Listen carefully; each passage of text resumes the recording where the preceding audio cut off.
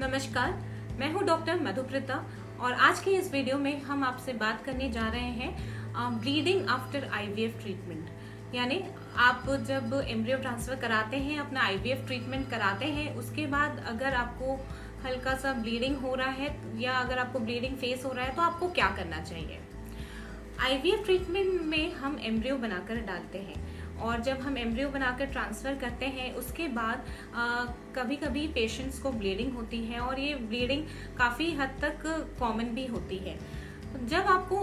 Bleeding दिखे IVF treatment के बाद तो एकदम से पैनिक नहीं होना है, क्योंकि ये बिल्कुल नहीं दर्शाता कि आपका ट्रीटमेंट फेल हो गया है, या अगर थोड़ी सी ब्लीडिंग दिखी तो ऐसा बिल्कुल भी नहीं है कि आपका गर्भपात हो गया या आपका ट्रीटमेंट फेल हो गया और आपको आगे प्रेगनेंसी नहीं रुक सकती। अगर आप जब एम्ब्रियो ट्रांसफर कराते हैं उसके करीबन 15 से 16 दिन के बाद हम बीटा एचसीजी टेस्ट करते हैं और उस टेस्ट में हमको पता चलता है कि आईवीएफ ट्रीटमेंट का रिजल्ट क्या आया है। तो अगर आपको ब्लीडिंग हो रही है तो आज हम डिवाइड करेंगे बीटा एचसीजी टेस्ट आपने कराया है उसके पहले अगर ब्लीडिंग हो रही है, कि बीटा एचसीजी टेस्ट कराने के बाद रिजल्ट आने के बाद आपको पता चल रहा है कि आपको ब्लीडिंग हो रही है। अगर आपको स्टार्टिंग में ब्लीडिंग होती है, यानी आपका 14-15 दिन के पहले ही ट्रीटमेंट कराने के पहले ही अगर आपको ब्लीडिंग हो रही है तो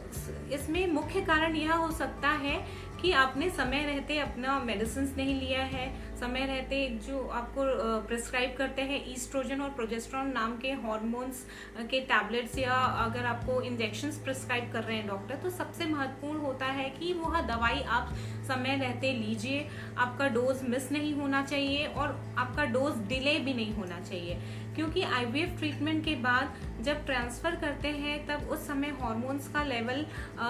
थोड़ा नॉर्मल कंडीशन से ज़्यादा रहता है और उस प्रेगनेंसी को सपोर्ट चाहिए, और प्रेगनेंसी को सपोर्ट करने के लिए प्रोजेस्टेरोन नाम का इंजेक्शन या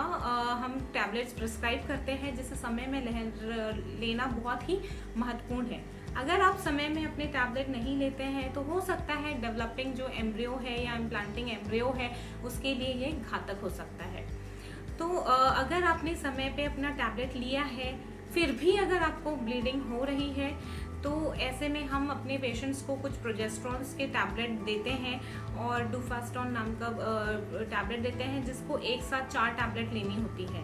और अगर आपको ब्लीडिंग दिखा है और आपने टैबलेट लिया है तो अधिकतर केसेस में ब्लीडिंग बंद भी हो जाती है। लेकिन अगर फिर भी अगर आपको थोड़ा सा ब्लीडिंग दिख रहा है तो आप अपने डॉक्टर के पास जाके मिल सकते हैं।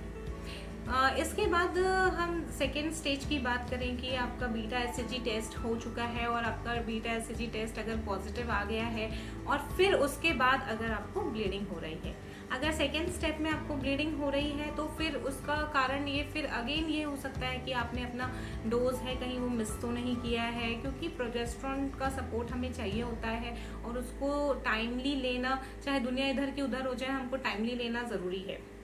अगर आपने अपना डोज सही लिया है फिर भी ब्लीडिंग हो रहा है तो हो सकता है ये अबॉर्शन के स्टार्टिंग के कुछ सिम्टम हो, और इस केस में तुरंत ही आपको डॉक्टर के पास जाके मिलना है, क्योंकि समय रहते अगर आप टाइमली इस कंडीशन को मैनेज अगर कर लेते हैं तो काफ़ी सारे केसेस में अबॉर्शन की जो प्रक्रिया है वो स्टॉप हो जाती है और आपका ट्रीटमेंट जो है आगे कैरी करने से आपका प्रेगनेंसी सपोर्ट हो सकता है। तो अगर आपको